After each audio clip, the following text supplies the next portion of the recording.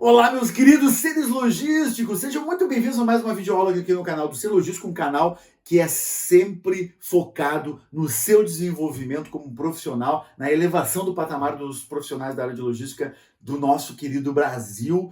E, obviamente, hoje nós estamos sendo vistos por vários outros países, principalmente em brasileiros aí nos vendo pelo Brasil afora aí.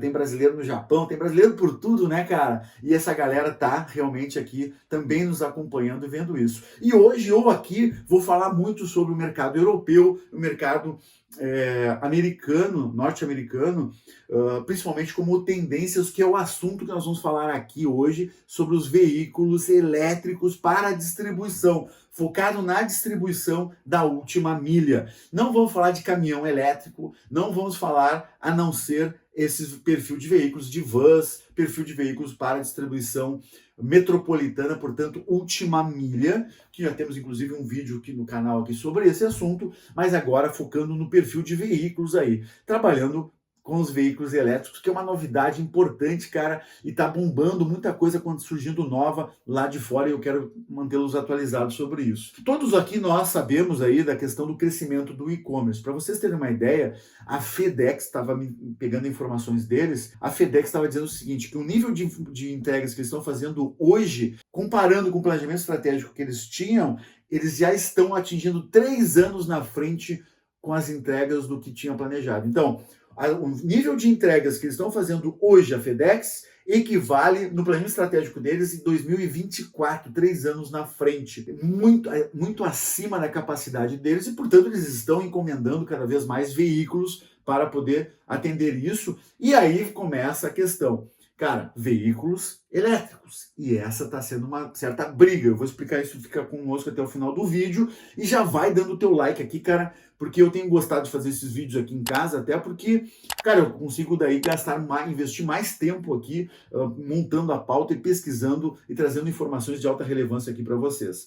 E também não é novidade que, principalmente na Europa, existe uma tendência muito grande de redução da emissão de carbonos, por questões ambientais, e isso está notório para todo mundo, né? O que muitos não sabem é que as empresas grandes, que são normalmente empresas que são abertas na Bolsa de Valores, de capital aberto na Bolsa de Valores, essas empresas elas estão sendo obrigadas pelos próprios investidores institucionais e também os de pessoa física a se adequar ao ESG.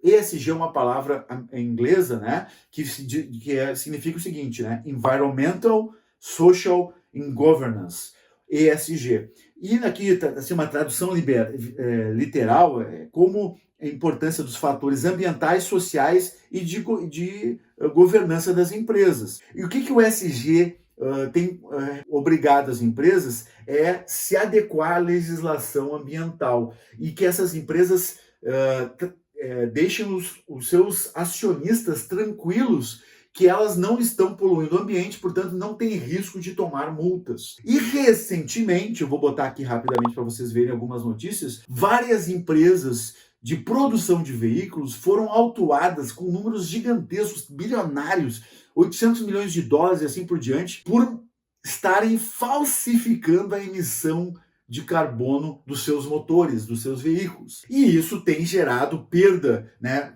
de valor acionário, os acionistas têm fugido dessas empresas e também perdido pela multa e também pela repercussão da marca que acaba sendo afetada justamente por estar prejudicando o meio ambiente. Olha que fiasqueira, uma empresa aí como Mercedes, como Volkswagen, está mentindo sobre a especificação da emissão de carbono, que na Europa já está bem definido que a emissão de CO2 não pode ser superior a 95 gramas por quilômetro rodado. E que 95% da frota para 2021 já tem que estar dentro dessa especificação, dessa legislação, e para 2022 até 100% da frota já tem que se enquadrar aí. Então o que as empresas acabam acontecendo? Essas empresas que são poluentes ainda se obrigam a comprar carbono. E aí entram empresas como a Tesla, por exemplo, que ela, como se enquadra numa empresa green, ou seja, se adequa ao ESG e ela entra nas normas por não ter emissão de carbono, o que acontece? Ela ganha dinheiro vendendo o crédito de carbono que eles têm para empresas poluentes. E ele tem uma fonte de... A Tesla tem uma puta fonte de renda por causa disso, e obviamente esses caras acabam compensando a emissão de carbono que eles fazem comprando créditos de carbono de empresas que são que não têm geração de carbono. Portanto, muito simplesmente, isso é que está acontecendo. E aí, essas legislações aí que estão sendo vindo tanto da Europa, principalmente da Europa, e reflete isso obviamente nos Estados Unidos, e em algum momento vai vir para nós aqui, o que aconteceu? Por exemplo, numa feira nos Estados Unidos chamada CES, que é Consumer Electronics Show, em Las Vegas, em janeiro de 2021, a GM lançou o EV600. É um veículo para distribuição, ou seja, foi projetado pensando para distribuição na última milha, voltado para o e-commerce, para fazer a movimentação das entregas cada vez mais rápida, pensando sempre nesse aspecto assim, como é que vamos fazer para que o cara que faz, por exemplo, qualquer uma dessas empresas, UPS, FedEx, o motorista é o cara que abre o veículo e faz a entrega na porta da casa. Então esse cara tem que ser muito produtivo, ele tem que conseguir abrir a porta rapidamente, tem que ser fácil de localizar o produto lá dentro do veículo e também a sua rota, e ele faz todo o processo, portanto, então eles estão projetando os veículos pensando na produtividade do operador ali, do motorista, para que ele seja ágil e, portanto, consiga fazer mais entregas por dia. E nesse caso da GM, ela criou uma empresa chamada Bright Drop, ou seja, é outro CNPJ, é outra empresa com o foco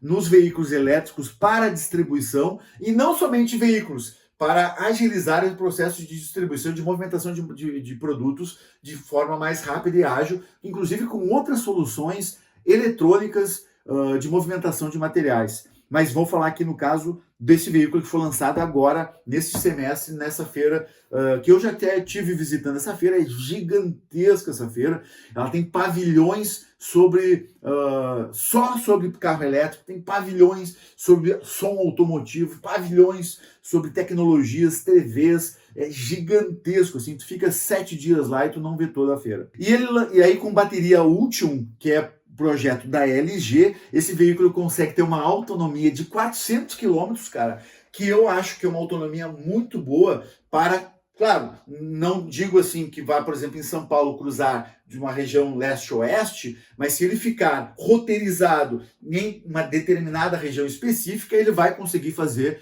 as entregas tranquilamente, rodando aí na ordem de 400 km. Mas esses veículos todos, eles têm a opção, é um adicional, é um acessório que tu consegue, todos os veículos que eu vou falar aqui, não vou falar só sobre esse da GM, vou falar sobre outros, esses caras têm esse acessório que consegue dar 80% mais ou menos da carga do veículo em 30 minutos. Então, a hora do almoço ali, o cara já consegue dar mais um up ali de 80% do carregamento. Se ele teoricamente usou lá 30%, 40% da bateria, ele consegue sair do almoço com a bateria novamente cheia. Nesse caso, a FedEx está botando dinheiro nesse projeto, é um projetinho lá de 800 milhões de dólares para a produção desses carros no Canadá, e a FedEx já meteu pedido pressionando os fabricantes pelo carro. E, inclusive, existiu uma disputa assim, será que a Tesla vai entrar nesse mercado? E depois, lá no finalzinho, eu vou falar sobre isso e como é que a Tesla está se posicionando aí nos veículos de entrega elétricos. E aí, cara, a Mercedes, a nossa famosíssima Sprinter, tá ligado? Todo mundo já deve ter visto uma Sprinter fazendo entrega por aí, aqui no Brasil mesmo. A Mercedes está largando uma versão dela elétrica, ou seja, a carcaça é exatamente a mesma, só que com motor elétrico sem emissão de barulho. E nesse caso, cara, a Amazon já botou lá uma encomenda de 1.800 veículos. Olha o tamanhozinho do pedido dos caras. A Amazon já meteu um pedido de 1.800 veículos para substituir a frota deles e ampliar a frota deles, principalmente na Europa, Estados Unidos, de última milha, com esses veículos da Mercedes.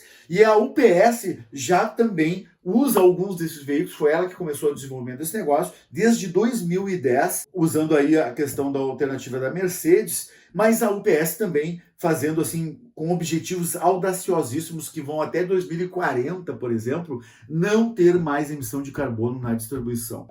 No caso do Mercado Livre, que a gente já tem um vídeo aqui da empresa Mercado Livre, para você ver na sequência, se você clicar aqui, o Mercado Livre está também com um investimento claro, o Mercado Livre é um player que atua assim, na América Latina especificamente, México para baixo, então eles já não são tão agressivos, dá para ver os números, porque eles estão falando aqui no Brasil tem 50 veículos elétricos e eles estão optando pela solução da Renault, que é uma pequena van, assim, né? É um veículo bem específico, vou mostrar uma fotinha aqui para vocês terem uma ideia do veículo, tá? Todos esses caras aí que eu falei, FedEx, Amazon, UPS e Mercado Livre, buscando distribuição da última milha com soluções de veículos elétricos. Claro, aqui no Brasil, a gente normalmente usa já o motoboy, eu inclusive faço muitas compras do supermercado por aplicativo, a entrega é feita de moto. E eu entendo, inclusive, que logo, logo, essas motos também vão começar a ser substituídas pelas motos elétricas que estão aí bombando. E o mercado brasileiro, que é um mercado um pouco mais pobre, não consegue pagar, por exemplo, por uma Sprinter. Uma Sprinter já é um veículo carro quando ele é a diesel ou a gasolina. E o preço que, por exemplo, a própria Mercedes está falando que está comercializando esse veículo é o dobro, é 2 vezes o preço da diesel. Ou seja, é o dobro do preço, cara. Olha o valor. E eu vi os próprios presidentes das empresas aí, como a própria Amazon, a própria UPS, no caso, eu vi o da UPS falando, ele estava dizendo o seguinte, cara, esse custo, ele se dilui ao longo do tempo, né? Justamente pela questão do carbono, mas claro, a gente está vendo que aí tem uma abordagem muito diferente, que as empresas não estão aí se preocupando com o valor do investimento, que é o nosso caso, o brasileiro está sempre preocupado assim, em gastar pouco, fazer pouco investimento, e eles lá estão apostando nesse perfil de veículo. Nós aqui certamente vamos injetar muito a moto elétrica, e eu vou dizer para vocês, nos Estados Unidos, cara, tu pede uma pizza, eles não vão te entregar de moto, eles vão de carro. Porra, às vezes lá tá nevando frio a full.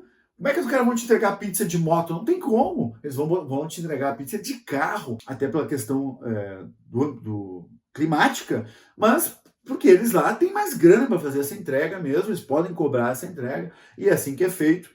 Portanto, esses mercados aí mais evoluídos vão utilizar esse perfil de veículo que nós estamos dizendo, nós brasileiros vamos começar logo logo aí com as motos elétricas, e a Renault, cara, eu achei muito legal esse perfil de veículo aí, e logo logo vocês vão ver também que a Fiat vai vir com alguma alternativa aí. Eu mencionei para vocês que eu ia falar da Tesla. Então, o projeto da Tesla, ele tem como foco um negócio muito diferente, e eles estão bem avançados com isso, tanto é que tem uma empresa separada com foco neste inteligência artificial para veículos autômatos, nível 5, ou seja, tu dirige com as duas mãos off, sem as duas mãos na direção do veículo. Então, qual é a ideia deles? Que o carro não vai ser mais vendido, ele vai ser prestação de serviço. Então, eu quero ir para minha casa, eu chamo via aplicativo o veículo vem aqui totalmente de forma autômata, eu não tenho motorista, me pega e me leva para o escritório, eu desço lá, e fica aguardando lá alguém acionar o serviço novamente. Por quê? Se a gente, por exemplo, utiliza 1 hora por dia o carro, a gente usa muito o carro. Imagina, 1 hora por dia no carro é muito tempo. Então significa que o carro fica parado 24 horas por dia, 23 horas por dia.